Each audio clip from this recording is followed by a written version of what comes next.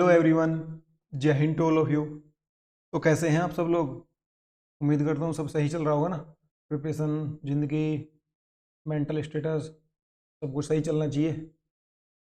तो भाई आज की जो हमारी क्लास होने वाली है ना, बहुत मज़ेदार होने वाली है। देखिए, एक तो ना जियोग्राफी की जितनी भी क्लासेस होंगी ना, सारी मज़ेदार ही होंगी।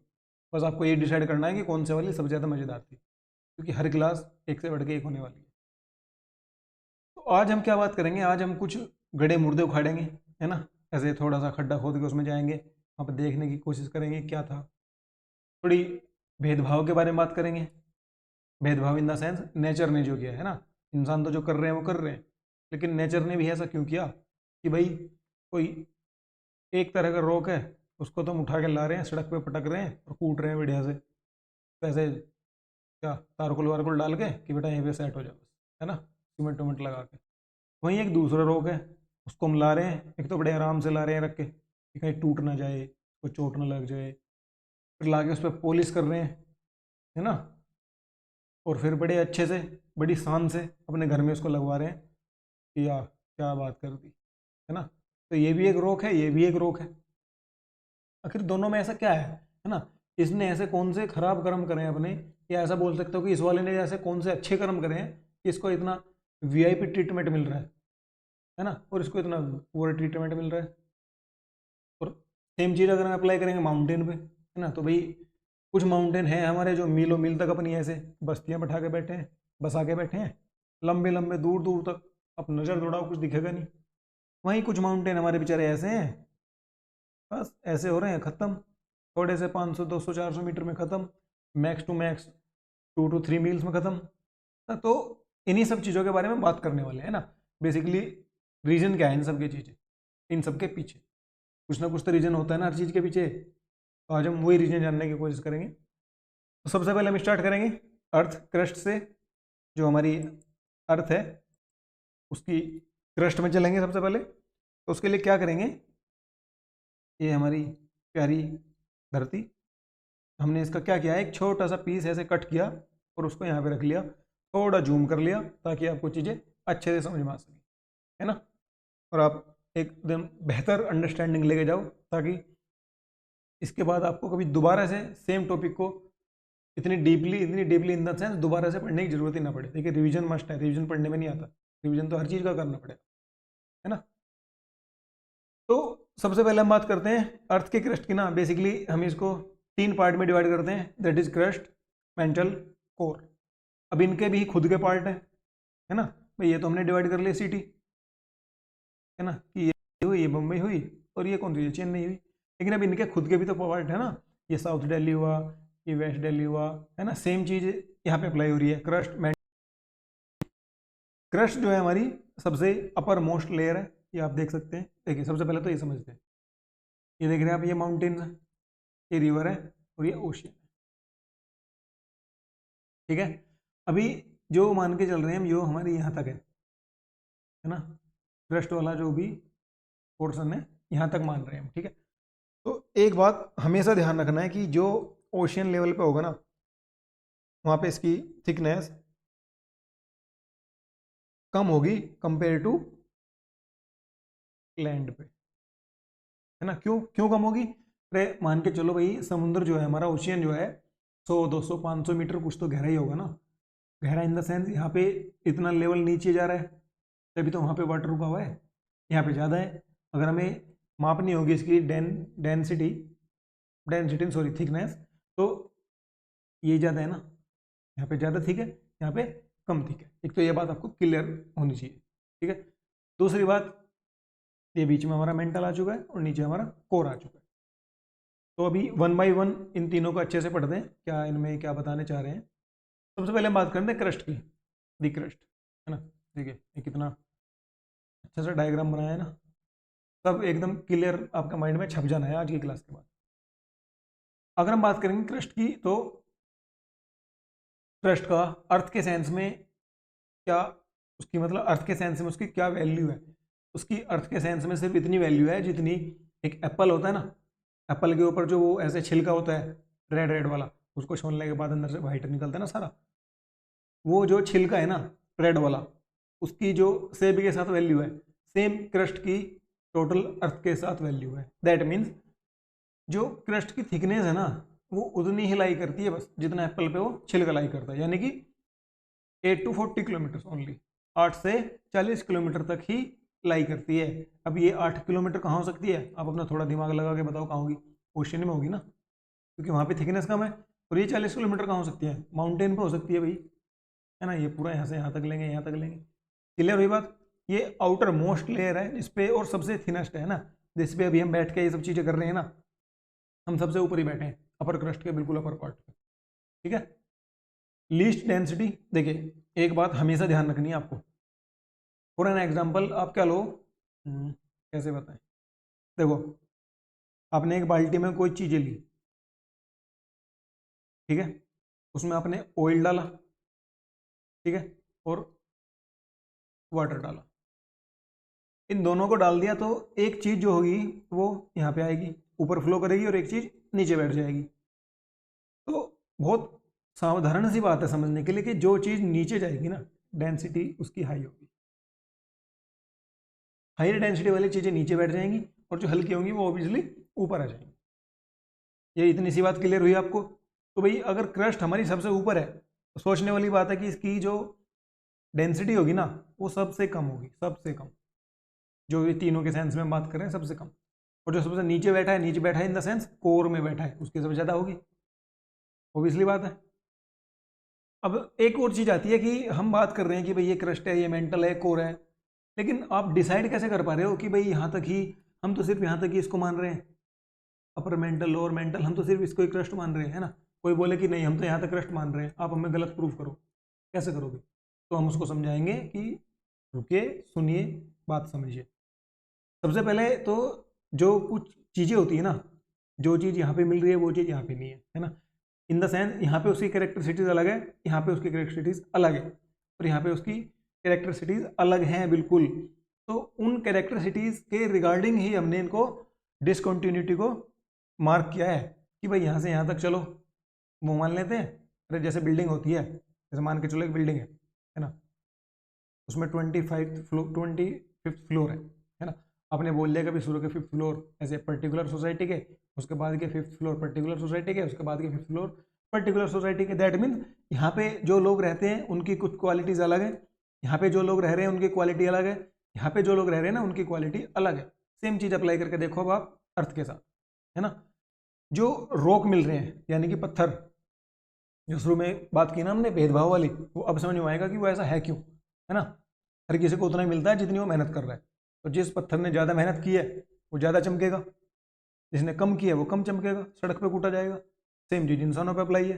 अभी आप लोग मेहनत कर रहे हो तो आगे चमक जाना है, नहीं तो बहुत से लोग होंगे पढ़ के सो रहे हैं तो बस सोते रहेंगे। क्लियर है ना बात, क्या साइंस बैठ रहा है इन सब चीज़ों का।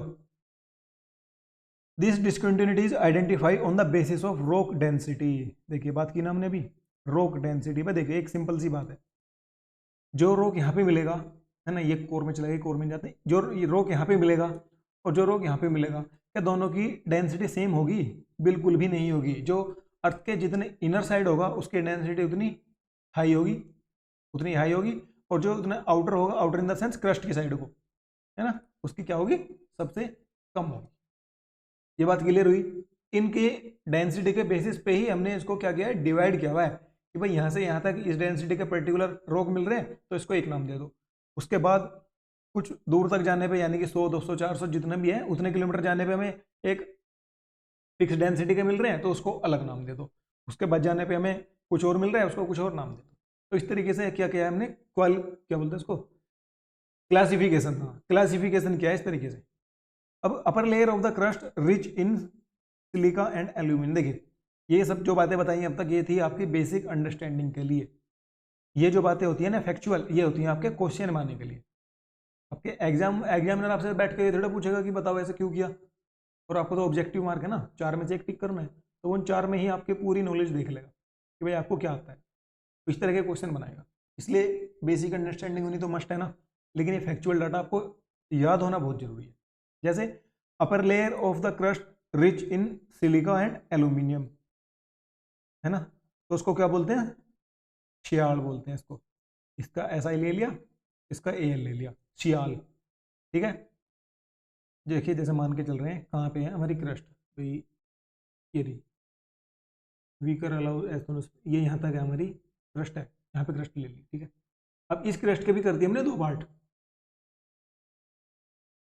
कर दिए भाई, एक हुई अपर क्रस्ट, एक हुई लोअर क्रस्ट, ठीक है। जो हमारी अपर क्रस्ट है उसमें कौन कौन से ज़्यादा मिल रहे हैं हमें, एक तो सिलिका ज़्यादा मिल रहा है और एक एल्यूमिनियम ज़्यादा मिल रहा है। तो भाई ये दो ज़्यादा मिल रहे हैं तो इनका क्या लिख दिया हमने, इसका शॉर्ट में नाम लिख दिया सियाल, है ना। अपर क्रस्ट को क्या बोल देंगे, सियाल। लेकिन जो उसकी लोअर क्रस्ट है उसमें ज़्यादा क्या मिल रहे हैं, सिलिका और मैग्नीशियम, तो उसको क्या बोल देंगे, शीमा, SIMA। दोनों के शुरू के पहले पहले नाम रख लिए। देखो सिलिका सिलिका तो कॉमन है, ठीक है, सिलिका सिलिका दोनों में कॉमन है, बस आपको याद रखना है एल्यूमिनियम और मैग्नीशियम। ए पहले आता है तो ए ऊपर आएगा, तो यहाँ से तो आप एंटर करोगे ना ऐसे, तो आपको पहले ए मिलेगा, ए से क्या मिलेगा, एल्यूमिनियम मिलेगा। तो पहले वाली क्रस्ट कौन सी हुई, सियाल, दूसरे वाली कौन सी हुई, सीमा। क्लियर हुई बात। Silica and magnesium in lower part, ये था हमारा सारा क्रस्ट के बारे में, जो भी है कैसे है क्या चीज़ है, ठीक है। उसके बाद हम बात करते हैं द मेंटल। देखिए हाँ, इसमें एक चीज़ और है जो मेन चीज़ है, ये जो हमारा सारा लिथोस्फीयर है ना, मेंटल के ऊपर वाला पार्ट, यहाँ पे देखिए ये मेंटल है ना, ये वाला सारा मेंटल है, ये वाला जो पार्ट है ना, ये वाला जो भी हमारी प्लेट है ना, प्लेट पता है आपको, प्लेट टेक्टोनिक थ्योरी सुना तो होगा ही, डिस्कंटिन्यूटी, भाई पहले हम ऑस्ट्रेलिया से जुड़े हुए थे, बाद में टूट के अलग हो गए, अभी फ्लो कर रहे हैं, सुना तो होगा ना। नहीं सुना है तो हम पढ़ेंगे, लेकिन अभी जनरल अंडरस्टैंडिंग के लिए आप इतना समझिए कि जो है हमारी जो टोटल हमारी अर्थ है ना, इसके बारे में ऐसा बोला जाता है कि भाई ये पहले एक कंप्लीट लैंड था, कंप्लीट इन द सेंस जो अभी हमारे अलग अलग क्या बोलते हैं महाद्वीप है ना, वो पहले सभी एक थे, सभी एक बाउंडेड थे। लेकिन क्या हुआ फिर, जो था अर्थ ने कहा कि भाई ऐसे मजे नहीं आ रहा, हम चलते हैं घूमने।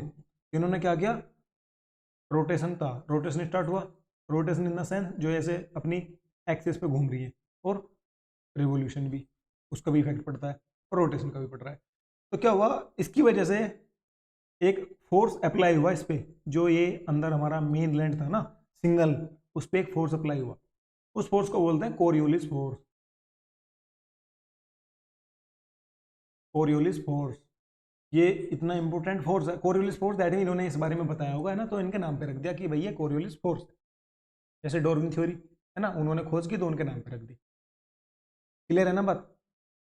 तो ये एक ऐसा फोर्स है, इसको आप ऐसे समझो, वॉशिंग मशीन देखी है आपने, सबने देखी होगी, ठीक है। वॉशिंग मशीन में क्या करते हैं हम, उसमें ना दो कंपार्टमेंट होते हैं, एक ऐसे धोने वाला, एक सुखाने वाला।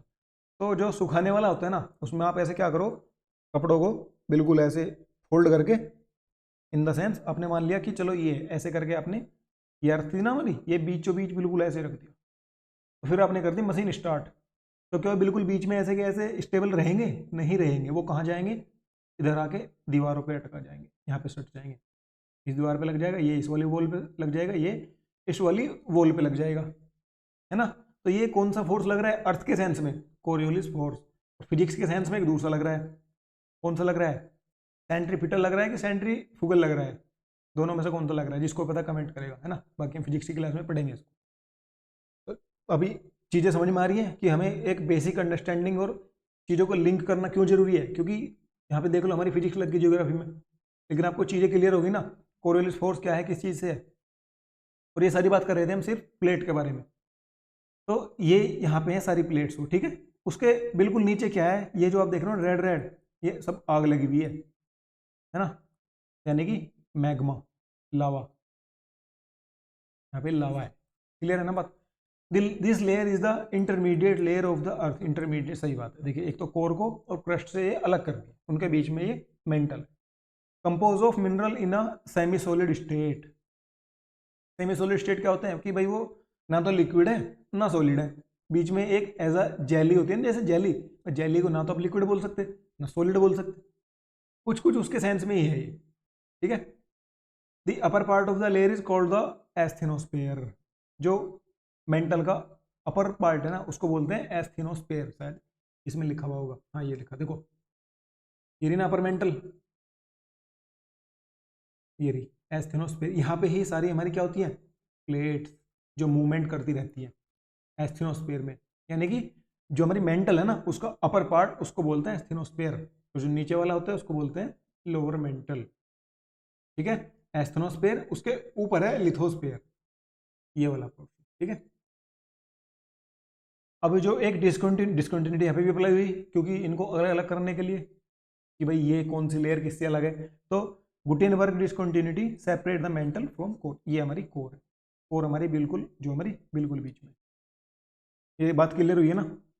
अभी हम बात करने वाले हैं कोर के बारे में। ये देखो यहाँ पे और अच्छे से बताया, देखो क्या चीज़ है, ये हमारी मेंटल है 2900 किलोमीटर से तक, और यहाँ पे टेम्परेचर है 3000 degree centigrade, 3000 degree Celsius temperature है। तो आप सोच के देखो 3000 डिग्री कितना होता है ना, हम 42 जाते मर जाते हैं हम इतनी गर्मी में कि कैसे होगा, और यहाँ पे कितना है 3000। तो क्या चलता है कि ये देखो, ये जो इस तरीके से एरो बने हुए ना, इनका मतलब है कि ये जो मैग्मा है ना ये मूवमेंट करता रहता है ना, और मूवमेंट करते करते जैसे भी जहाँ को भी इसको वीक पोर्शन मिला, ये मैग्मा वहाँ से बाहर निकलने की कोशिश करता है, क्योंकि यहाँ पे क्या है, बहुत हाई प्रेशर है ना, जहाँ भी इसको मौका मिलेगा ये उसी जगह से निकलना स्टार्ट कर देगा और एक वोल्केनो बन जाएगा, है ना। ये वोल्केनो वाले चैप्टर में बहुत अच्छे से पढ़ेंगे, लेकिन अभी डायग्राम सामने आया तो आपको समझा दिया। लेकिन जो हमारा कोर है, ये देखो नो है सॉलिड, ऐसा बोला जाता है कि जो हमारी कोर है ना वो सॉलिड है ना। अभी हमने ऐसा क्यों कहा कि भाई ऐसा बोला जाता है, ऐसा क्यों नहीं कहा कि ऐसा ही है, क्योंकि कोर एक ऐसी चीज़ है यहाँ तक आप नहीं पहुँच सकते। कैसे पहुँचोगे बताओ, कोई कोई एक रीजन दो। फिर 3000 डिग्री सेंटीग्रेड पर ड्रिल कर पाओगे, कैसे ड्रिल करोगे, इतना हाई टेम्परेचर पर इतने हाई प्रेशर पे कैसे करोगे। मैक्स टू मैक्स अभी हम पहुँच पाए हैं 18 किलोमीटर, बस सिर्फ 18 किलोमीटर गहरा खड्डा खोद पाए हैं अभी तक, जो कि एक ओशियन ड्रिल प्रोजेक्ट था, आई थिंक रशिया ने किया था शायद, if I am not wrong, है ना। उससे ज़्यादा हम नहीं जा पाए हैं। कैसे जाओगे ये तो बताओ, इतना हाई टेम्परेचर है, इतना हाई प्रेशर है, जो भी आप डालोगे वो फूक जाएगा। क्लियर। तो हमें पता कैसे लगता है भाई कि हमने चलो बात बता दी कि भाई ये ऐसे सीमा है, ये सियाल है, ये मेंटल है, ये अपर मेंटल है, ये लिथोस्फेयर है, एस्थेनोस्फेयर है, हम ये सब चीज़ें पता कैसे कर पा रहे हैं, है ना। उसके क्या है, एक तो सबसे बड़ा सोर्स है ये हमारा वोल्केनो। भाई एक चीज़ पता है हमें कि भाई ये जितना भी मटेरियल है ये मूवमेंट कर रहा है, यानी कि सारी मेंटल में है, कहीं ना कहीं कोर से भी आ रहा होगा, जो थोड़ा सा ज़्यादा थोड़ा ठंडा सा होता गया ऊपर उठ गया, या मतलब जो भी कुछ इनका मतलब प्रोसेस चल रहा है, एग्जैक्टली नहीं बोल सकते कि क्या प्रोसेस चल रहा है ना। तो वोल्केनो आया, बाहर आके ऐसे गिरा, 1-2 हज़ार साल में जब भी उसकी मर्जी हुई ठंडा हुआ, है ना। फिर हमारे साइंटिस्ट गए वहाँ से उसको डिब्बे में भर के लाए, अपनी लैब में लाए, वहाँ पे उसका ट्रीटमेंट किया और हमको बताया कि इस जगह पे ये पर्टिकुलर क्या मिला है, इस तरह की चीज़ें मिली है, या ये वाले मिनरल्स मिले हैं, और ये वाले हमें रॉक मिले हैं, पत्थर, है ना, कि इस तरह के हमें ये गोल्ड भी निकला है भाई, यहाँ से सिल्वर भी निकला है, यहाँ से प्लेटिनियम भी निकला है ना। तो ये होते हैं सोर्स, कि हम अर्थ के इंटीरियर का पता कैसे लगा पा रहे हैं कि वहाँ पे क्या है। तो वोल्केनो एक प्राइम सोर्स है। बाकी एक दूसरा सोर्स ये था जो ड्रिल ओशन प्रोजेक्ट वाला, 18 किलोमीटर जा पा रहे हैं, लेकिन जो मेन सोर्स है ना, जो हमें डायरेक्ट बता पा रहा है नीचे से ऊपर तक, जो भी हम पता लगाने में सक्सेसफुल हो चुके हैं ना, क्योंकि इतनी लेवल पे तो सब कुछ फूक जा रहा है ना आगे, लेकिन जितना भी हम पता कर पा रहे हैं उसके रिगार्डिंग वोल्केनो एकमात्र से प्राइम सोर्स है जो हमें अर्थ के इंटीरियर के बारे में डायरेक्ट इन्फॉर्मेशन देता है ना। ये वर्ड याद रखना आपको, डायरेक्ट क्वेश्चन में पूछ लेते हैं कि डायरेक्ट इनडायरेक्ट क्या सीन, ठीक है।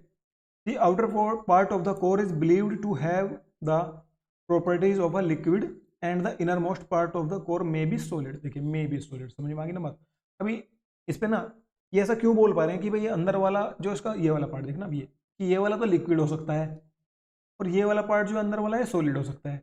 ये सेम वही वाला कॉन्सेप्ट अप्लाई हुआ है डेंसिटी वाला, ठीक है, कि भाई अगर कोर में कोई चीज़ रुक रही है ना, तो सिंपल सी बात है वो आउटर वाले मामले से तो उसको डेंस होना ही पड़ेगा, तभी तो आप कोर में जाकर रुकोगे। जैसे बाल्टी वाले सेंस में, अगर आपको बाल्टी की तली में कोई चीज़ रोक के रखनी है तो उसकी डेंसिटी बाकी जो उसमें भरी हुई चीज़ें हैं उससे ज़्यादा होनी चाहिए, तभी तो आप उसको वहाँ पे रोक पाओगे। अदरवाइज जो उससे भारी चीज़ें होंगी वो नीचे जाएंगी ग्रेविटेशन के कारण, है ना, तो वो उसको ऊपर उठा देंगी। क्लियर हुई बात। तो इस आधार पे ये बोला जाता है कि जो हमारी इनर कोर है, यानी कि सबसे अंदर जो भी है, इसके अंदर कुछ नहीं है, वो एक सॉलिड हो सकती है और उसके बाहर वाला पार्ट लिक्विड है। इसको बोलते हैं, this layer is also known as nickel and iron. N से निकिल, Fe आयरन का केमिकल नाम होता है ना, Ni और Fe3। इनको शॉर्ट में क्या कर दिया, निफे कर दिया। तो कोर को क्या बोलेंगे, निफे। और वो याद है आपको, क्रस्ट वाले सीमा और सियाल, ये इस तरीके की 2-3 बातें आपको याद रखनी है। आई होप आपको सारी चीज़ें क्लियर हो चुकी होंगी, मेंटल के रिगार्डिंग, क्रस्ट के रिगार्डिंग, कोर के रिगार्डिंग, कैसे है क्या सब चीज़ें हैं। ठीक है, अभी हम बात करने वाले हैं डिसकंटिन्यूटी की, है ना। ये स्लाइड आपके लिए ना मोस्ट इंपॉर्टेंट स्लाइड है, क्योंकि इससे क्वेश्चन अगर वो देखो, अगर उनको क्वेश्चन पूछने होंगे ना तो इस स्लाइड से पूछ लेंगे, और अगर आपके साथ मजे लेने हैं तो क्या करेंगे, वो पूछ लेंगे कि भाई चलो बताओ कोर में क्या है, कोर हमारी सॉलिड है, लिक्विड है, क्या है चीज़ है, डायरेक्ट सोर्स बताओ, इनडायरेक्ट सोर्स बताओ। तो उनके लिए क्या चीज़ है, वो सब बातें मैंने आपको बता दी है। आई थिंक आपके दिमाग में ना ऐसे बिल्कुल फिट होगी। लेकिन ये वाली जो स्लाइड है ना, ये आपको रटनी पड़ेगी, क्योंकि इसमें समझाने जैसा कुछ है नहीं, सीधे सीधे नाम है। जैसे कोनार डिस्कंटिन्यूटी, है ना, कि भैया कोनार डिस्कंटिन्यूटी किसको किससे अलग करती है। तो आपको याद रखना है between upper crust and lower crust. जो हमारी क्रस्ट है ना, ये अपर क्रस्ट, ये लोअर क्रस्ट, तो इन दोनों को सेपरेट कर दिया कोनार्ड डिस्कंटिन्यूटी। उसके बाद आती है एक मोहो डिस्कंटिन्यूटी। मोहो डिस्कंटिन्यूटी किसको अलग कर रही है, ये कर रही है क्रस्ट को मेंटल से। ठीक है, क्रस्ट को मेंटल से। ऊपर वाली किसको कर रही है, अपर क्रस्ट को लोअर क्रस्ट से। ठीक है, फिर एक और आती है हमारी कौन सी, रेप्टी डिस्कंटिन्यूटी। रेप्टी डिस्कंटिन्यूटी जो कि हमारी upper mantle and lower mental को कर रही है। क्लियर है ना बात। उसके बाद है हमारी गुटेनबर्ग डिस्कंटिन्यूटी, जो कि कर रही है हमारी कोर एंड मेंटल को अलग। ही देखिए यहाँ पे ये कोर एंड मेंटल, ये वाला पोर्शन सारा स्टार्ट हो गया कोर का, कोर हुआ, ये इनर कोर हुआ। ठीक है, ये मेंटल हुआ लोअर वाला, है ना, ये सारा अपर मेंटल हुआ यहाँ तक, यहाँ पे लिखा हुआ है अपर मेंटल हुआ। ठीक है, तो गुटेनबर्ग किसको कर रही है, कोर और मेंटल को। लेहमान डिस्कंटिन्यूटी किसको कर रही है, other sorry outer core and inner core को। लेहमान डिस्कंटिन्यूटी देखो ये ना, ये क्या कर रही है भैया, सबसे नीचे वाले को किससे अलग कर रही है, आउटर कोर को इनर कोर से अलग कर रही है। तो ये 2 to 5, ये 5 डिस्कंटिन्यूटी आपको याद रखनी है। इनके आपको निमोनिक बना सकते हैं जैसे। और हाँ, इनकी एक बहुत इंपॉर्टेंट चीज जो आपको याद रखनी है वो है इनका ऑर्डर, सीक्वेंस, कि भाई कौन सी किससे याद कर रही है ना। तो इनके अगर हम कोई शॉर्ट ट्रिक बनना चाहें तो क्या बनेगी, CM, उसके बाद कौन सी है, रिपीटी, रिपीटी हो गई, G, फिर क्या हुआ, L। ठीक है, CMRGL से बना लो। देखो CM तो हो गई क्लियर, CM ऐसे बना सकते हो, CM राहुल गांधी फ्रॉम लोकसभा, है ना, क्वालिटी हो गई है तो कोई बात नहीं। लेकिन आपको समझ में आना चाहिए, आपके अपने अकॉर्डिंग जो भी कोई निमोनिक बना, जिसको भी समझ में आए ना, कमेंट सेक्शन में डाल देना, ताकि बाकी लोग भी देख लें। ठीक है, बाकी आपकी भी कोई हेल्प करेगा तो आप दूसरों की हेल्प करो, ऐसे ही चलता है। तो करनी भी चाहिए, है ना, जहाँ तक हो सके देना है, लेने की नहीं सोचनी। तो जिसको जो बढ़िया सा निमोनिक बना पाए ना, कोई अच्छा सा जेन्युइन सा, उसको कमेंट सेक्शन में डाल देना, ताकि बाकी लोग भी देख लें। तो ये हमारी हुई discontinuity in the layer of the earth, है ना। अभी एक चीज़ अगर हम और बात करें इनके ना, उसकी बात कर लेते हैं कि भाई कौन कितने किलोमीटर तक है। देखो यहाँ से लेके ना यहाँ तक तो है भाई, 5 किलोमीटर तक तो है हमारा ओशियन, 5 किलोमीटर तक तो हमारा ओशियन है। उसके बाद 100 किलोमीटर तक है हमारा लिथोस्फीयर। ठीक है, 5 से 100 किलोमीटर तक है लिथोस्फीयर। फिर हमारी अपर मेंटल चलती है 670 किलोमीटर तक, यानी कि 570 किलोमीटर की क्या हुई हमारी अपर मेंटल हुई।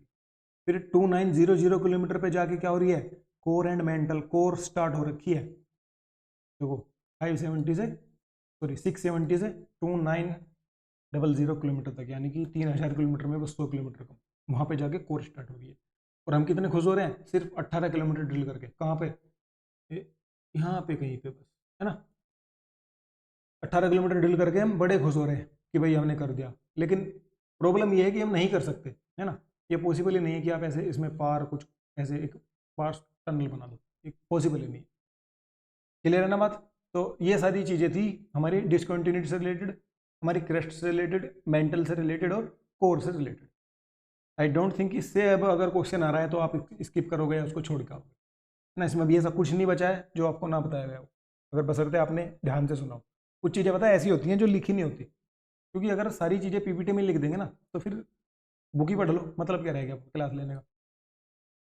तो कुछ चीज़ें ऐसी होती हैं जो फैक्चुअल डाटा होता है ना, पीपीटी में देने का मतलब होता है सिर्फ आपको फैक्चुअल डाटा। बाकी जो कॉन्सेप्चुअल डाटा है ना वो तो बोल के समझाया जा सकता है, लिख देंगे फिर भी बोल के समझाना पड़ेगा। क्लियर है? अभी हम बात करने वाले हैं भाई रॉक के बारे में, है ना। अभी इनकी जो इनके साथ जो अन्याय हो रहा है ना उनके बारे में बात करेंगे। ये बेसिकली ना 3 तरह के होते हैं, इग्नियस, सेडिमेंट्री और मेटामॉर्फिक। इग्नियस, सेडिमेंट्री और मेटामॉर्फिक। सबसे पहले अगर हम बात करें इग्नियस रॉक की, form by the cooling and solidification of molten magma. इस बात का क्या मतलब हुआ? इस बात का ये मतलब हुआ, ये मतलब हुआ इस बात का, देखो ये वोल्केनो है हमारा, है ना। इसमें क्या हुआ, ये ऐसे मैग्मा आया, इसने ऐसे आराम से खूब यहाँ पे ब्लास्ट ब्लास्ट करा, यहाँ पे ऐसे फ्लो हुआ। जब तक इसकी मर्जी हुई 1000 2000 साल में, 500 साल में, 100 साल में, धीरे धीरे धीरे धीरे ठंडा हुआ। ठंडा हुआ, ठंडा होने के बाद क्या हुआ, ये सॉलिड हो गया। सॉलिड होने के बाद जो इसका जो सीक्वेंस समझ में आया ना हमारे, उसको हमने बोल दिया कि भाई ये है इग्नियस रॉक। ठीक है, मैग्मा और लावा दोनों से बन रही है ना। तो लेकिन इसमें क्या है भाई, देखो ऐसे होता है, जो चीज़ यहीं पे एक तरह का रॉक फॉर्मेशन हो गया तो उसका अलग नाम हो गया, वो हो गया बेसाल्ट रॉक, है ना। इसकी कुछ अलग कैरेक्टरिस्टिकीज होंगी। कुछ हैं हमारे जो ऐसे आके यहाँ दब गए थोड़े से दूर इससे, उसकी ओबिसिडियन, ये अलग क्वालिटी का हो गया, बिल्कुल ब्लैक और डार्क एकदम, है ना, पॉलिश, चमकदार एकदम। एक है हमारे जो बेचारे नीचे ही कहीं समुद्र की गहराइयों में, है ना, या वहाँ पे लिथोस्फीयर में या क्रस्ट वाले पार्ट में, वहीं पे दब के धीरे धीरे वहीं पे ठंडा हो गया। देखो ये क्या है, ये धीरे धीरे यहीं पे ठंडा हो गया। क्यों हो गया? क्योंकि मैग्मा से तो उसका डायरेक्ट कॉन्टैक्ट कट गया ना, लेकिन ये बाहर भी नहीं आ पाया, वहीं पे फंस के रह गया, तो ये बेचारा वहीं पे ठंडा हो गया। तो इसको बोल दिया हमने ग्रेनाइट। तो ये कुछ इनके ना फॉर्मेशन की कंडीशन पे डिपेंड करता है कि भाई आप सड़क पे जाओगे कि घरों में लगोगे। क्लियर हो रही है बात? क्यों था इनके साथ भेदभाव? इनकी कंडीशन की वजह से था, है ना। अभी और बात करते हैं इनके बारे में। ये समझ में आया, ये form by cooling and solidification of molten magma, crystalline, do not occur in strata nor do they contain fossil. देखिए फॉसिल क्या होते हैं? फॉसिल होते हैं किसी डेड एनिमल्स के जो जीवाश्म होते हैं ना, किसी के जैसे हड्डियां मिल गई, किसी के सींग का पार्ट मिल गया रॉक के अंदर, वो इनमें नहीं मिलता, है ना। अब आप बिल्कुल इजीली बोल सकते हो क्यों नहीं मिलता। अरे भाई 3-4 हज़ार डिग्री सेल्सियस के टेम्परेचर से कोई चीज़ बाहर आ रही है, आपको लगता है कि उसमें कुछ जिंदा चीज़ हमें मिलेगी? बिल्कुल नहीं मिलेगी ना। और ये क्या ये लेयर बना पाएंगे? लेयर बना पाएंगे ये ऐसे? जैसे रॉक में बहुत सारे रॉक में लेयर होती है, दैट इज सेडिमेंट्री रॉक, उनमें लेयर होती है। क्या ये लेयर बना पाएंगे इग्नियस रॉक? बिल्कुल नहीं बना पाएंगे। क्यों नहीं बना पाएंगे? अरे जब कोई चीज़ बहुत ज़्यादा हाई टेम्परेचर पे आप उसको ठंडा कर रहे हो तो उसमें लेयर बनने का सेंस कहाँ से रहेगा? लेयर कब बनेगा? सेंस कोई चीज़ आपको लेयर टू लेयर बनानी है तो उसको कब बना पाओगे? जैसे आपने पहले एक लेयर जमा दी यहाँ पे। केक, केक जानते हो केक कैसे बनता है? केक, केक में लेयर होती है ना। तो वो लेयर कैसे बनती है? क्या ऐसे बनती है कि एक बाल्टी में सारा केक घोला, अच्छे से सारा मिक्स करा, 2-3 बार बढ़िया तरह हिलाया, और फिर ऐसे कोई उसका जो क्या लिया, फ्रेम लिया और उसमें उसको डाल दिया, भर दिया, और फिर इसको ठंडा करके आपको दे दिया। तो आप बताओ क्या इसमें आपको लेयर मिल पाएंगी? बिल्कुल नहीं मिल पाएंगी। लेयर मिलने के लिए कंडीशन ये है कि भाई आपने ना सरफेस टू सरफेस चीज़ों को ऐसे सेट किया हो प्रॉपर तरीके से, है ना। केक में क्या करते हैं, सबसे पहले उसका बेस लगाएंगे, फिर उसके बाद थोड़ी सी क्रीम या जो भी कुछ लगाना है उन्हें वो लगाएंगे, उसके बाद फिर से कोई दूसरी चीज़ लगाएंगे, उसके बाद फिर से कोई दूसरी चीज़ लगाएंगे, है ना, और फिर उसको कवर कर देंगे क्रीम से या कुछ भी चीज़। तो ये लेयर वाला सिस्टम है, दैट इज सेडिमेंट्री रॉक बना दिया। क्लियर है ना। लेकिन अगर इस चीज़ को हमें इग्नियस रॉक बनाना होता तो क्या करते? हम इसे लेयर टू लेयर नहीं लगाते, एक बाल्टी लेते अलग, सारा जो भी मटेरियल है उसमें डालते, अच्छे से उसको खूब गर्म करते। ये ध्यान रखना, जो मैं बोल रहा हूँ ना उस चीज़ को आपको सिर्फ इस इमेज को देखना है, और जो मैं बोलते जा रहा हूँ इमेजिन करना है बस। ठीक है, ये बाल्टी में डाला, सब मिक्स करा, और बाहर जो हमारा फ्रेम है उसमें डाल दिया, सांचे में डाल दिया कि चलो आपका केक रेडी है। तो क्या उसमें आपको लेयर मिलेंगी? बिल्कुल नहीं मिलेंगी। समझ में आई बात? क्यों नहीं मिलती इसमें लेयर? बिल्कुल सही है। देखो this contain a great proportion of basic oxide. ये ना, ये ध्यान रखना आपको। देखिए जो आपके क्वेश्चन बनते हैं ना, यहाँ से बनते हैं ये क्वेश्चन बनेगा। This contain a greater proportion of basic oxide, that is iron, aluminium और मैग्नीशियम। ये तीनों इसमें पाए जाते हैं इग्नियस रॉक में, and they are dark in colour. Colour में ये कैसे होंगे? डार्क होंगे। ठीक है, अभी इसमें भी 2 कंडीशन है। जो इग्नियस रॉक तो वो हमारा पेरेंट रॉक है ना, ये तो हो गया हमारे पेरेंट रॉक। अभी इसकी भी 2 ब्रांच है, ये हेड ऑफिस हुआ, ये ब्रांच ऑफिस हुआ। एक कौन सा हुआ, प्लूटोनिक रॉक, और एक हुआ वोल्केनिक रॉक। ठीक है, प्लूटोनिक रॉक जो होता है form at some depth in the earth crust. समझ में आ रहा है कुछ, some depth in the earth crust, कौन सा रॉक है ये, प्लूटोनिक। क्लियर है, प्लूटोनिक रॉक हुआ। They have cooled and solidify slowly, obviously बात है स्लोली होगा ना भाई। इसको दूसरी तरीके से अगर हम एग्जांपल लें, आपने क्या किया, कोई चीज़ है जैसे खाने की है ना, कोई भी चीज़, खीर, क्या खीर मान लो, मटर पनीर मान लो, कोई भी चीज़ है ना, दूध है, ठीक है, आपको सेम 100 डिग्री, ये भी 100 डिग्री, 2 चीज़ें दी गई आपको, तो आप क्या करोगे कि भाई एक को जल्दी ठंडा होना है और एक को लेट ठंडा होना है, तो जिसे लेट ठंडा होना है आप उसको ढक दोगे, है ना, ताकि उसकी हीट बाहर ना जा पाए। जिसको जल्दी ठंडा करना है उसको ऐसे खुले में छोड़ दोगे, तो ये हमने खुले में छोड़ दिया, जल्दी ठंडा हुआ, ये हमने ढक दिया, ऐसे क्रस्ट के अंदर दाब दिया, तो ये लेट ठंडा होगा। तो सोलिडिफाई स्लोली, यानी कि जो सॉलिड होंगे वो स्लोली स्लोली होंगे। इसमें ये नाम याद रखने हैं आपको, प्लूटोनिक रॉक के कौन कौन से होते हैं। Granite, diuretic, gabbro. देखो ग्रेनाइट ये रहा, मिल गया ना, एग्जाम्पल बिल्कुल सही समझ में आ गया। ग्रेनाइट, डायरोटिक, गैब्रो, ये 3 तत्व जो होते हैं प्लूटोनिक रॉक के एग्जाम्पल है। Expose as the surface by the process of denudation and erosion. अरे देखो इस बात का मतलब समझो कि भाई ये एक्सपोज कैसे होते हैं अर्थ पे। अभी जैसे मान के चल रहे हैं, इधर ये किसी माउंटेन का सीन है ना, ये माउंटेन का एज है, ये कोना है बिल्कुल माउंटेन का, ठीक है। तो यहाँ पे क्या हुआ, इस माउंटेन के कोने से किसी दिन यहाँ पे बहुत तेज पड़ी बारिश, बारिश से क्या हुआ, ये वाला जो एरिया था, ये अभी ठीक है, जो ये वाला एरिया है, ये ऐसे ऐसे इरोडेड होना शुरू हुआ बारिश से, इसकी मिट्टी नीचे को बहने लगी, ठीक है। तो क्या एक टाइम ऐसा नहीं आएगा, जरूरी नहीं कि इतनी डेप्थ में ही हो, यहाँ पे भी होगा, है ना। तो ये वाला ऐसे विजिबल हो जाएगा ना जब उसके ऊपर से मिट्टी हट जाएगी, दैट इज इरोजन, ठीक है। और एक होता है डेनुडेशन, डेनुडेशन दैट मीन धीरे धीरे 1000-2000 साल बाद बारिश पड़ते पड़ते पड़ते धीरे धीरे मिट्टी को ऐसे हटते हुए एक टाइम बाद ये भी ऊपर दिख जाएगा, ये इस तरीके से विजिबल हो जाता है, एक्सपोज, ठीक है, सरफेस पे इस तरीके से आता है। क्लियर हुई बात प्लूटोनिक रॉक में। आई डोंट थिंक कि अभी आपको कोई डाउट होना चाहिए। नेक्स्ट इज वोल्केनिक रॉक, एक होता है हमारा volcanic rock. These are molten rock poured out of volcanic as lava. देखिए जो ये ऐसे निकल रहा है ना तूफान की गति से, ये बेसिकली वोल्केनिक रॉक, जो इसमें आगे बाहर जाके जम रहे ना, ये वोल्केनिक रॉक, ठीक है। Solidify rapidly on the earth surface and crystal are small small, ठीक है। ये क्या बोल रहे हैं कि भाई एक तो ना ये बहुत तेजी से ठंडे होंगे, तेजी से ठंडे क्यों होंगे, एक तो खुले एनवायरनमेंट में आ गए, हवा लगी, धूप लगी, धूप नहीं सॉरी, हवा लगी उनको अच्छे से, उसने उनकी हीट एब्जॉर्ब करी बहुत तेज, और उनकी सरफेस, क्या सरफेस एरिया बढ़ गया क्योंकि वो फैल गए, है ना भाई।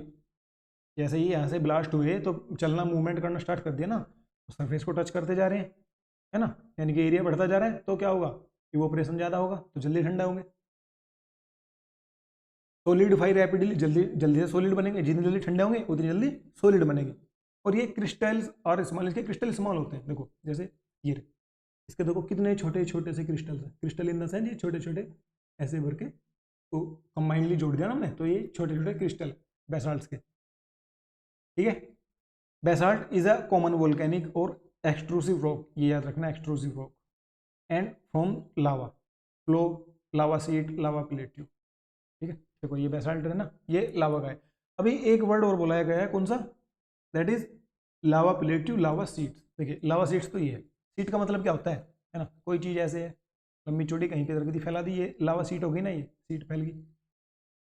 अब प्लेट्यू कैसे, अभी क्या हुआ, ये जो इसका लावा है बहना स्टार्ट हुआ, धीरे धीरे धीरे 1000-2000 साल बाद ये धीरे धीरे ठंडा हो गया, सॉलिड हो गया, सॉलिड हो गया, इतना ऐसा हुआ एज बिल्कुल क्रस्ट में मिल गया, ठीक है। जैसे हमारे दक्षिण भारत के इंडिया के डेक्कन प्लेट्यू, डेक्कन प्लेट्यू जो है हमारे लावा वाली है, वहाँ पे कभी कोई ऐसे वोल्केनो ब्लास्ट हुआ होगा और उसका जो मैग्मा फैल गया है ना, वही वहाँ पे आज के टाइम पे सॉलिड होके ठंडा हो गए, हम उस पर खेती कर रहे हैं, रह रहे हैं, हमारा डेक्कन प्लेट्यू जो है। क्लियर हुई बात। इग्नियस रॉक में आई डोंट थिंक कि अभी आपको कोई दिक्कत होनी चाहिए, क्रिस्टलाइन क्लियर है ना सब, गुड। अभी बात करते हैं इग्नियस रॉक की, सेडिमेंट्री रॉक। हाँ इग्नियस रॉक के ना, ये आपको नाम याद रखने हैं कुछ, आई थिंक 11 और 12 नाम है, ये आपको याद करना, अच्छे से देख लेना, क्योंकि ये सब सॉरी, यहाँ से कई बार क्वेश्चन पूछ लेते हैं कि भाई 4 आपको ऑप्शन दे देंगे, 1 2 3 4, इनमें से बताओ इग्नियस रॉक कौन से हैं। आप कैसे बताओगे अगर आपको पता ही नहीं है? आपको उनकी कैरेक्टरिस्टिक्स पूरी पता है, फंक्शन पूरा पता है, कैसे बनता है वो पता है, लेकिन फैक्चुअल डाटा भी तो मस्ट है ना। तो आपको ये चीज़ें याद करनी है, ये स्लाइड आपको याद करनी है कि भाई ये इस तरह के क्या होते हैं, इग्नियस रॉक होते हैं। तो इग्नियस रॉक हुए हमारे कंप्लीट, भेदभाव वाली बात हमारी समझ में आ गई क्यों हुए, क्योंकि इनको ठंडे होने की बहुत जल्दी होती है ना। तो जो भी इनकी कंडीशन है उसी हिसाब से, अब ये नहीं कह सकते कि अच्छे बुरे। आगे चलते हैं। The next is sedimentary rock. These rocks are form from sediment accumulated, ये वर्ड याद रखना आप, accumulated, sediment accumulated over long period usually under water. Layer formation देखो हमने अभी बात की ना, उसमें लेयर फॉर्मेशन क्यों नहीं होगी, केक वाला एग्जांपल याद है ना, इसमें लेयर फॉर्मेशन होगी। मे बी कोरस और फाइन ग्रेनाइट, सॉफ्ट और हार्ड, ये सॉफ्ट भी हो सकते हैं, हार्ड भी हो सकते हैं। Non crystalline and often contain fossil, देखना याद रखना, इसमें फॉसिल भी मिलेंगे, plant and other microorganism, ठीक है। Sedimentary rocks are classified according to their age, ये याद रखनी है, इनको क्लासीफाई किया जाता है इनकी एज के रिगार्डिंग कि भाई ये कितने साल पुराना सेडिमेंट है ना। इससे पता क्या पता लगता है, जैसे अगर आप करंट न्यूज़ पढ़ते रहते होंगे ना, तो उसमें बहुत बार सुनने को आता है कि भाई ऐसे ऐसे पर्टिकुलर जगह से एक फॉसिल मिला है जो पता लग रहा है कि 1500 साल पुराना है, 1500 साल पुराना है। लेकिन वो 1500 साल तक सेफ कैसे रहा, कभी सोचा है? वो 1500 साल तक सेफ रहा सेडिमेंट्री रॉक के अंदर, है ना। ऐसे एक बहुत बड़ी चट्टान थी, उसके अंदर बिल्कुल सेफ था, है ना। उसमें क्या होता है, सेडिमेंट्री रॉक के अंदर है, लेयर फॉर्मेशन है, तो उसको हल्के से ऐसे चोट मारेंगे तो वो ऐसे खुल जाएगा, उसके अंदर से पूरा निकलता है जो भी उसका फॉसिल उसमें होता है ना, छोटा बड़ा हर तरह का होता है। ये क्लियर बात हुई। अभी सेडिमेंट्री रॉक के बनने के ना 3 तरीके हैं, जैसे उसमें 2 टाइप थे, इसमें 3 तरीके से बनता है, एक तो मैकेनिकली फॉर्म, एक ऑर्गेनिकली और एक केमिकली, यानी कि फिजिक्स, बायोलॉजी और केमिस्ट्री, तीनों तरीके से फ्रेम हो रहा है ना। सबसे पहले बात करते हैं फिजिक्स की, mechanically form, form from the accumulation of materials derived from other rock which have been cemented together, यानी कि कभी डायग्राम लाते हैं।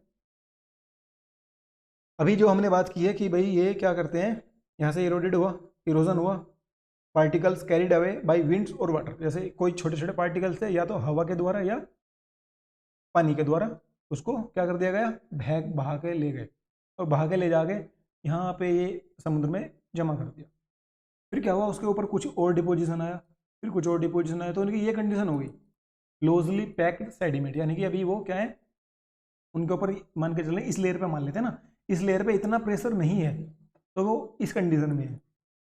लेकिन क्या हुआ, जब धीरे धीरे एक टाइम पे ये वाली लेयर यहाँ पे चली, यहाँ पे जाने का सेंस इन द सेंस यहाँ पे और चीज़ें आ गई, ऊपर से ऐसे एक्यूमुलेट होकर चीज़ें उन पे इकट्ठा होती जा रही हैं, तो ये वाली कंडीशन आई। फिर हुआ कॉम्पैक्शन, ये कॉम्पैक्ट हुआ आपस में, क्लोजली पैक्ड सेडिमेंट, भाई आपस में ये क्लोजली पैक्ड हो गए। फिर एक कंडीशन आई, जो जो चीज़ यहाँ तक आने में टाइम लगा उसका वो सेम चीज़ यहाँ तक आने में टाइम लगा। फिर हो गई ये सीमेंटेशन, सीमेंटेशन दैट मीन्स अब आप इनको नहीं तोड़ सकते आराम से, है ना। देखो इसको तो आप क्या कर सकते हो, ऐसे इजीली एग्जाम्पल के तौर पे ले रहे हैं हम, हाथ से ऐसे हटा दोगे, इसको आप हाथ से नहीं हटाओगे, इसको थोड़ा सा ऐसे जमीन पे थोड़ा सा पटकना पड़ेगा, ज़्यादा नहीं। लेकिन जो सीमेंटेड है ना, उसके लिए आपको हथौड़ा चाहिए। समझ में आ रही है बात? बॉन्ड, अंदर के बॉन्ड जितने स्ट्रॉन्ग होते जा रहे हैं, चीज़ उतनी स्ट्रॉन्ग होती चली जाती है ना। तो ये हुई सीमेंटेशन हो गया इसका, यानी कि टाइटली पैक्ड सेडिमेंट, ये सेडिमेंट बिल्कुल टाइटली पैक होगी, बिल्कुल ये यहाँ पे प्योरली सेडिमेंट फॉर्म बन गई, है ना। अब फॉर एन एग्जांपल मान के चलो, जो हमारी फर्स्ट लेयर थी, तो यहाँ पे किसी डेड एनिमल्स के या फॉसिल के, फॉसिल यहाँ पे क्या हुए, इसमें ट्रैप हो गए, वो तो ट्रैप ही रहेंगे।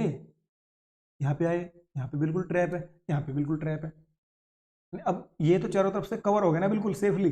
अभी 1000 साल, 2000 साल, 3000 साल पड़ा रहे, इसको क्या फर्क पड़ रहा है ना। या 5-10 साल, जब कितने भी साल बाद जब किसी साइंटिस्ट का ये हाथ लगा, उसने इसको खोल के देखा, तब उसने देखा कि अरे वाह, इसके अंदर तो सेडिमेंट है ना, सेडिमेंट है, फॉसिल है इसके अंदर तो उन्होंने उसको जांच वाँच की, उसको पता लगा कि भाई ये तो 2000 साल पुरानी चीज़ है, कुछ कोई एनिमल्स का हो सकता है, प्लानट का हो सकता है, प्लांट का हो सकता है, फिश का हो सकता है, कोरल रीफ का हो सकता है, कुछ भी हो सकता है ना।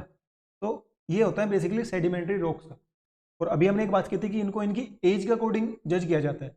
एज के अकॉर्डिंग की तो जज किया जाएगा भाई, क्योंकि आप देखो इसको यहाँ से लेकर यहाँ तक आने में आपको क्या लग रहा है कि 1-2 दिन का सीन होगा? नहीं, इसको लिखते हैं मोर देन 500 ईयर्स, है ना। ये तो एक एग्जाम्पल ले रहे हैं हम खुद से, हमें नहीं पता कितना टाइम लगेगा, डिपेंड करता है वहाँ की कंडीशन कौन सी है।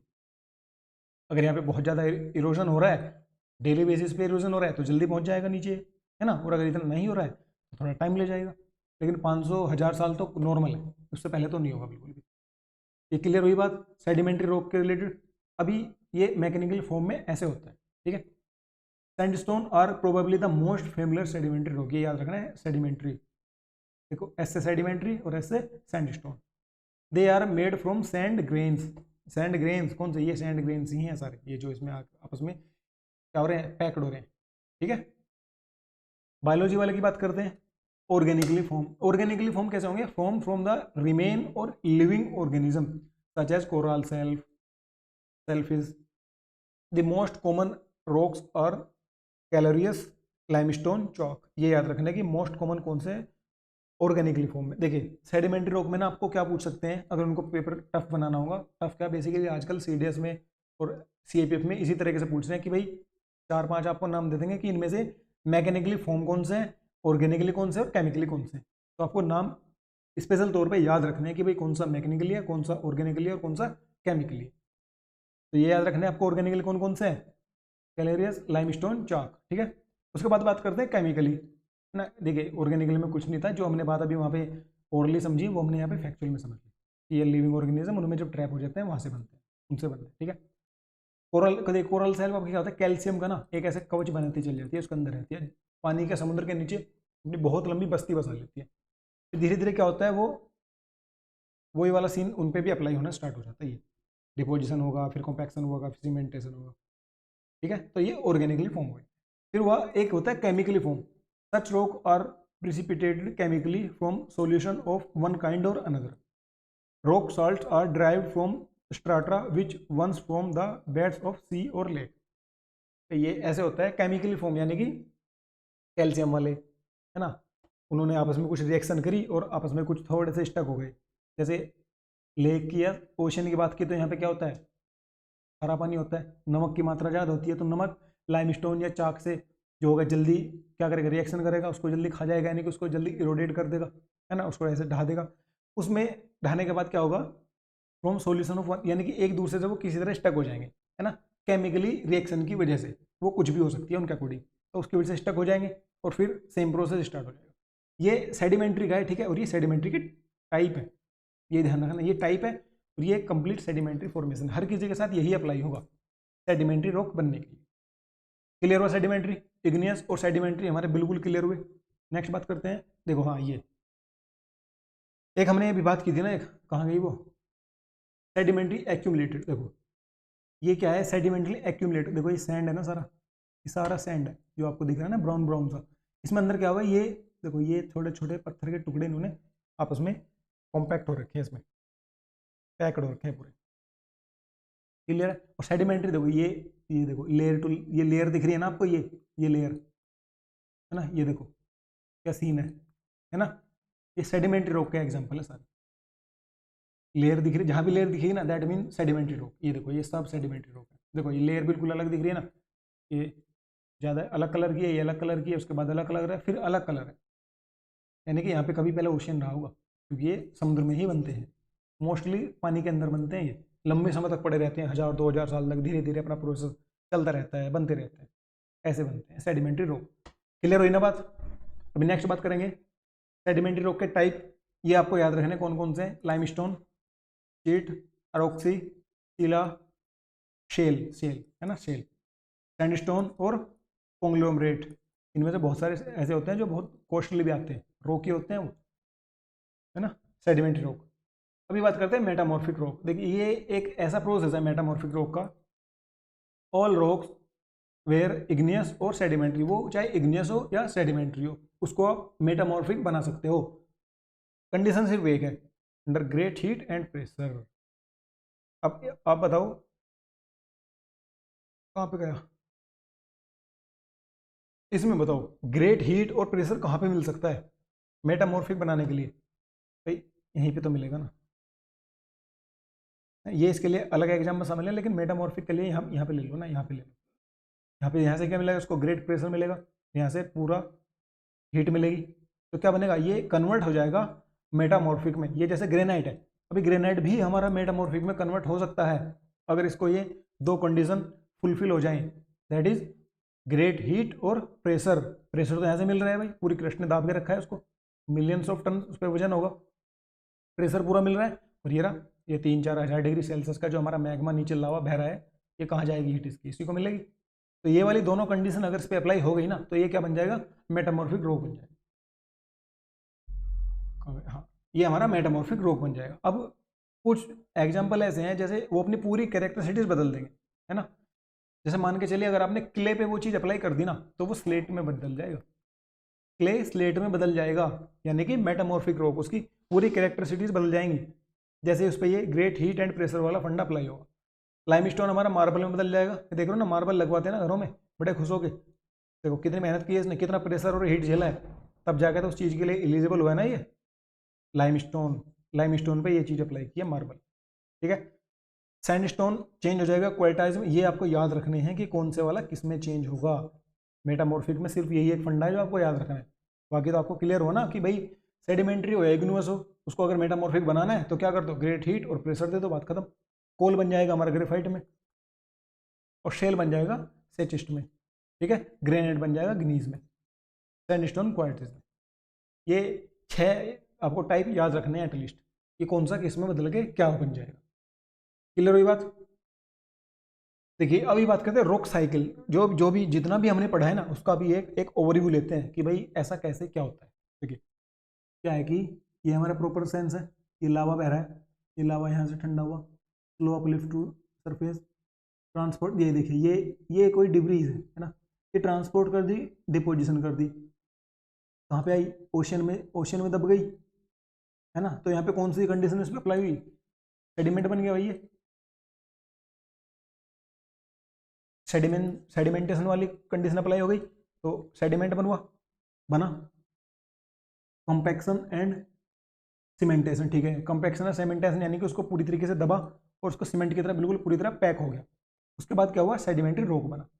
सेडिमेंट्री रॉक की तरह क्या हुआ, बरियल हाई टेम्परेचर और प्रेशर, किसी गहराइयों में अर्थ की क्रस्ट में कहीं वो दब गया। कहाँ दबा, ऐसी जगह दब गया जहाँ पे उसको दो कंडीशन फुलफिल हो गई, हाई टेम्परेचर और हाई प्रेशर, दोनों चीज़ें उसको फुलफिल हुई, तो वहाँ पे क्या बना, मेटामॉर्फिक रॉक बना। लेकिन कुछ कंडीशन फिर उसके साथ ऐसी अप्लाई हुई कि वो धीरे धीरे ऐसे मूवमेंट करता हुआ लावा से जा मिला, लावा से जा मिला तो मेल्ट हुआ, और मेल्ट होके क्रिस्टलाइज हुआ, उसका क्रिस्टलाइज बन गया, बाहर जाके निकला लावा से, फिर क्या हुआ, फिर ठंडा हुआ, फिर से इग्नियस रॉक बना, है ना, फिर से इग्नियस रॉक बना, किसी तरह वेदरिंग और डिन्यूड्यूशन से फिर क्या हुआ, फिर से सेडिमेंट्री बनने की राह पे चल पड़ा। तो इस तरीके से एक रॉक का साइकिल चलता रहता है ना। ध्यान रहेगा ना रॉक का साइकिल, ये कैसे क्या बनता है, तीनों रॉक जो हैं आपस में बिल्कुल लिंक्ड है, क्लियर बात हो रही है कि कौन सा कैसे बनता है ना। ये याद रखना है बस, अरे बस सेडिमेंट्री वाला याद रखो, इग्नियस वाला अब तो आई डोंट थिंक कि अभी आपको भूलोगे पूरी ज़िंदगी भी, इसको हमेशा याद रहेगा ना। चलो ठीक है, अभी बात करते हैं नेक्स्ट टाइप्स ऑफ माउंटेन्स, पहाड़ों की बातें करते हैं कुछ, है ना। माउंटेन्स जहाँ पे लोग क्या ढूंढने जाते हैं, पीस, मेंटल पीस, और जाके माउंटेन्स की भी पीस खराब कर दी लोगों ने। इसके बारे में बात करने वाले हम। Basically there are 4 types of mountain, that is fold mountain, block mountain, volcanic mountain और रेसिडुअल माउंटेन। 4 तरह के माउंटेन होते हैं। सबसे पहले बात करते हैं फोल्ड माउंटेन। देखो फोल्ड माउंटेन का सुनते ही आपके दिमाग में क्या रहा है, फोल्ड माने इकट्ठा करना किसी को, अभी इकट्ठे तो हो रहे हैं। अभी हमने बात की थी कि भाई जो हमारी प्लेट व्लेट तैरती रहती है वो मैग्मा पे, वो 2 प्लेट है। कुछ कंडीशन ऐसी हुई कि भाई एक प्लेट इधर से आ रही थी हमारी और एक प्लेट इधर से आ रही है ना, ना तो ये पीछे हटने को तैयार है ना ये पीछे हटने को तैयार है। इन्होंने क्या करा कि भाई ऐसा है, टकरा ही जाते हैं, देखी जाएगी जो होगा। ये आपस में टकरा गए, तो टकराने पे क्या हुआ, जो एक पार्ट है वो ऊपर उठना स्टार्ट हुआ, जो इनके टकराने से जो पार्ट है ना। ये देखो, ये प्लेट है, एक प्लेट ये है, ये दोनों टकराई, है ना। इसमें से एक प्लेट नीचे जाएगी, एक प्लेट उसके ऊपर आएगी। तो अर्थ पे जो होगा हमारा उसका मूवमेंट, उन मूवमेंट की वजह से अर्थ पे क्या इफेक्ट आएगा, दैट इज फोल्ड माउंटेन, वहाँ पे फोल्ड पड़ जाएंगे ऐसे। अरे एग्जाम्पल के तौर पे आप ऐसा समझो, एक टॉवल लो, उसकी 5-6 तह करो, है ना, 5-6 तरह फोल्ड करके उसके ऐसे फोल्ड कर लिया, उसको इधर से एक फोर्स अप्लाई करो, इधर से एक फोर्स अप्लाई करो, तो वो ऐसी सी कुछ फोल्डर बना लेगा, है ना, that is fold mountain. Same cheese apply हो रही है हमारे फोल्ड माउंटेन्स में। फोल्ड माउंटेन्स में जो हमने बात की थी ना कि भाई मीलों मील तक आप फैले हुए हो, दूर दूर तक आपका ही साम्राज्य है, तो ये फोल्ड माउंटेन्स हैं। क्लियर है ना, ये देख रहे हो ना, ये कहाँ तक जा रहे हैं, जहाँ तक निगाह जा रही है वहीं तक जा रहे हैं, देखो दैट इज फोल्ड माउंटेन। ये फोल्ड माउंटेन की एक कैरेक्टरिस्टिज है, हम अलग पहचान जाएंगे कि भाई ये फोल्ड माउंटेन है, दैट मीन्स ये दो प्लेट के टकराने से बने। क्लियर हुई बात। और जब दो प्लेट टकराएंगी तो ऑब्वियसली बात है कि वहाँ पे वोल्केनिक एक्टिविटी भी इन्वॉल्व होगी, है ना, जहाँ दो प्लेट, जहाँ पे लड़ाई होगी, आपस में टकराव होगा, वहाँ पे गर्मा गर्मी तो होगी, गर्मी होगी तो क्या होगा, वोल्केनो होगा, वोल्केनो बाहर निकलेगा। तो जो फोल्ड माउंटेन्स होते हैं ना, वो बहुत नज़दीकली, मतलब क्या बोलते हैं इनको, closely associated with volcanism activity, ऐसे भी होंगे, है ना।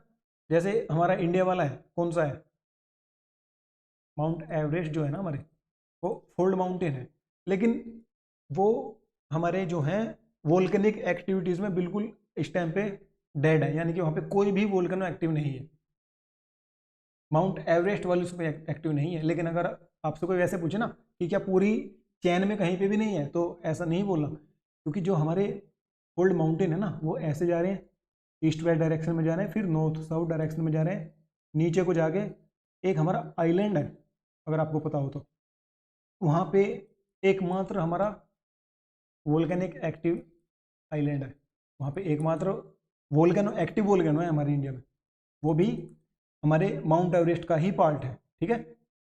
तो जो हमारे नॉर्थ वाले माउंट एवरेस्ट है वो जीरो है इस टाइम पे वोल्केनिक एक्टिविटी में, लेकिन जो हमारे आइलैंड वाला पोर्शन है ना, वहाँ पे एक्टिविटी चल रही है। क्लियर हुई बात फोल्ड माउंटेन के बारे में, कैसे बनते हैं। अब इनके एग्जाम्पल लेते हैं। हिमालयाज, हाँ mount Everest, sorry mount Everest that is a particular mountain, mount Everest तो एक पर्टिकुलर वो हुआ, हिमालयन होते हैं, हिमालय सीरीज जो है, जो हमारे हिमालयाज है ना सारे नॉर्थ में, वो ऐसे जा रहे हैं, ठीक है, उसमें माउंट एवरेस्ट तो हमारी हाईएस्ट पीक है। हिमालयाज, रॉकीज, एंडीज, एल्प्स, ये फोल्ड माउंटेन के एग्जाम्पल है, also called mountain of elevation, है ना। अच्छा एक चीज हो रहा है, हिमालयाज के बारे में आपने एक बात सुनी होगी कि ये हर साल कुछ मिलीमीटर से, है ना, उठते जा रहे हैं ऊपर को, अभी भी इनकी हाइट बढ़ती जा रही है, ऐसा क्यों है, कोई बता सकता है कि ऐसा क्यों हो रहा है। अगर आपने थोड़े भी ध्यान से चीज़ को सुना होगा ना, तो आप इजीली इसका आंसर बता दोगे, है ना, कमेंट सेक्शन में लिखना है कि ऐसा क्यों है, ठीक है। Closely associated with volcanic activity, बिल्कुल सही बात है। Contain rich minerals resource such as tin, copper, gold and petroleum, ये याद रखना है आपको, पेट्रोलियम भी मिलता है फोल्ड माउंटेन वाले में। क्लियर हुई बात। The next is block mountain. देखिए जो हमने माउंटेन की बात की थी कि बेचारे अकेले अकेले खड़े, अकेले अकेले खड़े हैं, ये रहे ब्लॉक माउंटेन। देखिए ब्लॉक माउंटेन कैसे होते हैं, होस्ट्स और block mountains and their counterparts graben और रिफ्ट वैली, ठीक है। Earth movements generate tension forces that tend to pull the crust apart and fold are develop, ठीक है। In general large scale block mountains and rift valley are due to tension rather than compression. ये बात याद रखनी। Compression क्या होता है, किसी चीज़ पे से फोर्स डालना, कंप्रेस करना, उसको दबाना, जिसकी वजह से क्या बनते हैं, फोल्ड माउंटेन। लेकिन हाँ फोल्ड माउंटेन, और जो हमारे ब्लॉक माउंटेन है ना, वो उसके बिल्कुल अपोजिट बनते हैं, ये टेंशन की वजह से बनते हैं। देखो टेंशन से आदमी टूटता है, तो टेंशन मत लिया करो किसी भी चीज़ की, ठीक है, वरना ब्लॉक माउंटेन जैसा हाल होगा, अकेले रह जाओगे लाइक दिस, है ना। टेंशन नहीं लेनी फिर किसी भी चीज़ की। अभी जो भी वो बोला है ना, उसको हम समझने की कोशिश करते हैं। भाई ऐसा है, अर्थ की रोटेशन की वजह से या किसी भी चीज़ की वजह से ये कोई एक मान के चलने कंडीशन है, तो इस पर क्या हुआ, फोर्स अप्लाई होना शुरू हुआ इधर को और इधर को, उससे क्या हुआ, यहाँ पे पड़ गए क्रैक, फोल्ट, ठीक है, यहाँ पे फोल्ट पड़े तो ये कहाँ जाएगी, ये नीचे चली जाएगी। भाई हमने ऐसे मान के चलो, आप ऐसे समझो, ये कोई एक चीज़ है, ठीक है, इसको आपने ऐसे यहाँ से होल्ड करके रखा है, इधर से ऐसे प्रेशर लग रहा है और इधर से भी ऐसे प्रेशर लग रहा है। लेकिन जब आप इसके अपोजिट प्रेशर लगाना अप्लाई कर दोगे, इस पर अपोजिट प्रेशर अप्लाई करोगे, तो ये टूट जाएगी बीच से, और बीच वाला वो पार्ट जो है उस पर तो कोई फोर्स अप्लाई नहीं रहा, तो वो नीचे चला जाएगा, है ना, या ये भी नीचे जा सकता है, इनमें से टूट के वो नीचे चले जाएगा। तो जो नीचे चला जाएगा ना, जो नीचे वाला पोर्शन होगा उसको बोल देंगे रिफ्ट वैली या ग्रेबन, और जो ऊपर वाला रह जाएगा उसको बोलते हैं होस्ट, है ना, ये है होस्ट। ठीक है, अगर इसको हम इस वाले कंडीशन में अप्लाई करें तो ये वाला पार्ट है ना, ये है रिफ्ट वैली। ये सिर्फ मान के चल रहे हैं, ये रिफ्ट वैली असलियत में नहीं है। इस वाले एग्जाम्पल को और क्लेरिफिकेशन देने के लिए हमने मान लिया, देखो ये होस्ट हो गया, यानी कि ये वाली कंडीशन हुई, और ये वाला बीच में जो पोर्शन है जो नीचे चला गया वो हुआ रिफ्ट वैली या ग्रेबर। ये होते हैं ब्लॉक माउंटेन। क्लियर हुई? फोल्ड माउंटेन में क्या हो रहा था, ऐसे फोर्स लग रहा था, ब्लॉक माउंटेन में इसके बिल्कुल अपोजिट लग रहा है, बस सिंपल सी बात। ठीक है, अब आते हैं हमारे वोल्केनिक माउंटेन। भाई वोल्केनिक माउंटेन ना सबसे क्या बोल सकते हैं, सबसे मज़ेदार है, क्योंकि हर चीज़ की यहाँ पे आपको मैक्सिमम लिमिट में मिलेगा। जैसे कि सेडिमेंट्री रॉक भी आपको यहीं मिलेंगे, इग्नियस रॉक भी यहीं मिलेंगे, वो नीचे जाके दब जाएंगे, फिर मेटामॉर्फिक प्रोसेस शुरू होगा, वो फिर से यहाँ पे मिलेंगे, फिर से एक तो रॉक साइकिल यहीं पे चल रहा है ना, और इससे सारी एक्टिविटी यानी कि पूरे इन्वायरमेंट को अफेक्ट करता है। अब ये रॉक वोल्केनिक माउंटेन बनता कैसे? देखिए वोल्केनिक माउंटेन ऐसा है, अभी आप भूल जाइए कि यहाँ पे कोई माउंटेन है, ठीक है, कुछ टाइम के लिए, कुछ सेकंड के लिए इस वाले पोर्शन को भूल जाओ। अभी सिर्फ मानो कि ये ऐसे प्लेन है, ठीक है, कुछ कंडीशन ऐसी हुई कि यहाँ से नीचे से मैग्मा और लावा ऐसे ऊपर को आया, और यहाँ पे विस्फोट हुआ, और इसने चारों तरफ को ऐसे फैलना स्टार्ट कर दिया। तो ऐसा तो है नहीं कि ये सिर्फ सिंगल वेंट से आएगा, है नहीं, सेकेंडरी और प्रीसाइड कौन भी होंगे, कि जहाँ देखो ऐसा होता है जहाँ भी उसको वीक एरिया दिखता है ना वो वहीं से चलना स्टार्ट कर, देखो जैसे ये जा रहा है ना, ये यहाँ जहाँ जहाँ भी उसको जगह मिलेगी ना वो वहीं से चलना स्टार्ट कर देगा। सेम यहाँ पे डाइक सिल, ये बात करेंगे हम वोल्केनिक जो लैंड फॉर्म बनते हैं ना उसकी वजह से, ये सारा उसका कैरेक्टरिस्टिक दिखा रखी है। अभी हम बात करते हैं माउंटेन के बारे में। तो क्या होगा, ये जो चीज़ है ना धीरे धीरे यहाँ पे ठंडी होगी, और ये एक तरीके का वेंट बन जाएगा। ऐसे ठंडा होने के बाद वोल्केनो कभी ना कभी बंद हो जाएगा, 200 400 500 जब भी उसका मन करेगा साल बाद बंद हो जाएगा, ठंडा हो जाएगा। या तो यहाँ पे झील बन जाएगी, उसके बारे में बात करेंगे, लेक बन जाएगा, या फिर ये ऊपर से बंद हो जाएगा। लेकिन हाइट इसकी काफ़ी हो चुकी होगी। देखिए ऐसा होता है जब नीचे से ये ऐसे फोर्स करेगा किसी चीज़ को उठाएगा, तो थोड़ा सा मूवमेंट ऐसे अपवर्ड होगा, है ना, और फिर एक टाइम पे जाके वहाँ पे ब्लास्ट हो जाएगा। तो वहाँ से चीज़ें ऐसे फूटना स्टार्ट कर देंगी, तो क्या होगा, हमारा वोल्केनिक माउंटेन बन जाएगा। क्लियर हुई बात? वोल्केनिक माउंटेन कैसे बनता है? वोल्केनो की वजह से बनता है। अब इसकी जो फैक्चुअल डाटा है उसके बारे में बात करते हैं। देखिए volcanic volcanoes which are built up from material ejected from fissures in the earth crust, जैसे कि ये बोल रहे हैं कि ये जो चीज़ें भी बाहर निकल रही है ना इसके बारे में, उसके बारे में बात की जा रही है कि molten lava, volcanic bombs, cinders, acids, dust and liquid mud, they fall around the went in successive layer. देखिए सक्सेसिव लेयर, जैसे यहाँ पे पहले ये गिरा है ना, उसके बाद चलता रहा, ये ठंडा होकर जम गया, इसके बाद दूसरा भाग, ये ठंडा होकर जमा, फिर इसके बाद दूसरा, ऐसे यानी कि लेयर टू लेयर इसका अपलिफ्टमेंट हो रहा है, धीरे धीरे ऊपर उठ रहा है। ठीक है, अब ये कैरेक्टरिस्टिक्स ऑफ वोल्केनो क्लियर है। Also called mountain of accumulation. Accumulation means होता है इकट्ठा करना, इकट्ठा हो जाना चीज़ों को, है ना। जैसे आप अपनी मुट्ठी में एक रेत भर के डालिए, उसको एक जगह पर्टिकुलर जगह पे ऐसे डालते चलो, तो क्या होगा, इस तरीके की कुछ इमेज बन जाएगी, है ना। ये क्या होगा, एक्यूमुलेशन करा आपने, चीज़ों को एक जगह इकट्ठा करके डाल दिया। ठीक है, common in circum Pacific belt, इसके बारे में भी हम बात करेंगे। सर्कम पैसिफिक बेल्ट एक ऐसी बेल्ट है जहाँ पे मैक्सिमम बेल्ट जो है ना, प्लेट, मैक्सिमम प्लेट जो है आपस में एक दूसरे से डाइवर्ज होती है, या तो टकराएंगे या दूर जाएंगे। ठीक है, उस वाली प्लेट पे, उस वाली बेल्ट पे ये कॉमन है, उसी पे जापान बसा हुआ है अपना अपना, है ना। जो जापान है वहाँ को आपको पता होगा मैक्सिमम जितने भी प्रॉब्लम आती है वहीं पर आती रहती हैं, कभी कोई वोल्केनो हुआ, कभी कुछ हुआ, कभी कुछ हुआ, तो वो पैसिफिक बेल्ट पे लाई करता है। ठीक है, अभी फोर्थ वाला जो हमारा बचा है रेसिडुअल माउंटेन। रेसिडुअल माउंटेन कुछ नहीं है, आप ऐसे मान के चलो, अभी जो आपने एक वो बनाई थी ना, मुट्ठी भर रेत लेके जो एक पहाड़ बनाया था, ऐसे करा। ठीक है, क्या हुआ, आपने बना लिया, आपको समझ में आ गया कि भाई ठीक है वोल्केनिक रॉक ऐसे होते हैं, आप उसको छोड़ के चले गए, जाके अपना पढ़े वढ़े सो गए, रात में आई बारिश, अगले दिन आपने आके देखा कि उसकी कंडीशन कुछ ऐसी हो रखी थी। तो ये सेम कंडीशन अप्लाई होती है रेसिडुअल माउंटेन्स पे, कि भाई ये पहले ऐसा था, देखो ये पहले ऐसा था, पहले कुछ इस तरीके से लाई करता था। अब किन्हीं कंडीशन की वजह से इसकी जो चीज़ है ना, ये यहाँ से थी या तो इरोडेड हो गई, इरोजन हो गया इनका, बह गई, है ना, यानी कि सॉफ्ट होंगी तभी तो बह गई, और ये हार्ड वाली है, ये रह गई।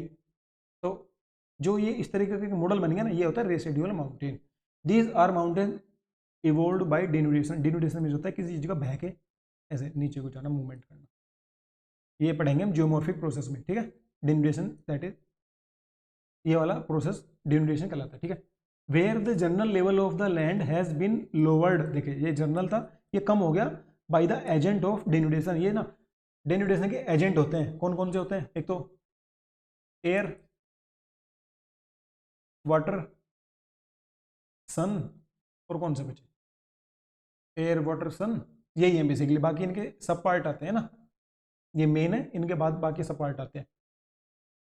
सम वेरी रेसिस्टेंट एरियाज में रिमेन, देखिए ये वेरी, ये बहुत अकड़ू थे, है ना, ये थे एकदम पूरी सख्ती में कि भाई हम तो हटेंगे नहीं, तो ये वहीं पे रह गए। और जो थे बेचारे थोड़े से ऐसे समझौता करने वाले कि चलो हट जाते हैं भाई, थोड़े से, थोड़ा से तो हटना है, पूरा थोड़ी हटना है, तो ये वो वाला पोर्शन है। रेसिडुअल माउंटेन्स में ऑल्सो इवोल्व फ्रॉम प्लेट्यू, बिल्कुल सही बात है। अगर इनके साथ यही चीज़ अप्लाई होती है ना, तो ये अपने माउंटेन होने की कैपेसिटी ही खो देंगे, यानी कि इनका लेवल घटते घटते ऐसे आ जाएगा कि ये सिर्फ एक प्लेट्यू बन के रह जाएंगे। क्लियर है बात, यानी कि अपना लेवल ये इतना डाउन करते चले जाएंगे, एक टाइम ऐसा आएगा कि ये प्लेट्यू रह जाएंगे बस। Which have been dissected by rivers into hills and valleys, बिल्कुल ठीक बात है। यहाँ से वैली वैली वैली बन जाएंगे, ये वैली बन जाएंगे, और यहाँ से रिवर वर जो फ्लो करेगी वो इनको धीरे धीरे सारा ढालेगी, तो इनकी जो ऊपर का पार्ट है, जैसे भी चीज़ है उनको फ्लैट सी कर लेंगी, यानी कि इनकी जो माउंटेन होने की जो एक कैपेसिटी होती है ना, वो खत्म हो जाएगी और ये एक प्लेट्यू बन के रह जाएंगे। तो ये था हमारा क्या था, हाँ, ये था हमारा सारा फिजिकल ज्योग्राफी के बारे में। किस चीज़ के बारे में, वोल्केनो, वोल्केनो नहीं, वोल्केनो के माउंटेन कैसे बनते हैं, माउंटेन के टाइप पढ़े हमने, रॉक के टाइप पढ़े, अर्थ की क्रस्ट के बारे में पढ़ा ना। उम्मीद करता हूँ आपको चीज़ें बिल्कुल अच्छे समझ में आई होंगी, है ना। थोड़ा एफर्ट डालना है, पूरे अच्छे से समझना है, हेडफोन लगा कर बिल्कुल तसल्ली से सुनना है सारी चीज़ों को। कोई भी बात ऐसी नहीं होगी जो आपको समझ में ना आए ना। तो आई थिंक पूरा मज़ेदार रहा होगा वीडियो, कोई भी चीज़ बोर नहीं हुई होगी ना, कोई भी बोरियत नहीं होगी, मतलब कहीं पे भी बोरियत महसूस नहीं हुई होगी। ज्योग्राफी में टेंशन नहीं लेनी है, सारी क्लासेस हमारी एक से बढ़ के एक ही रहने वाली है, ठीक है। तो फिर मिलते हैं नेक्स्ट क्लास में, तब तक के लिए अपना ध्यान रखिए, पढ़ते रहिए। जय हिंद।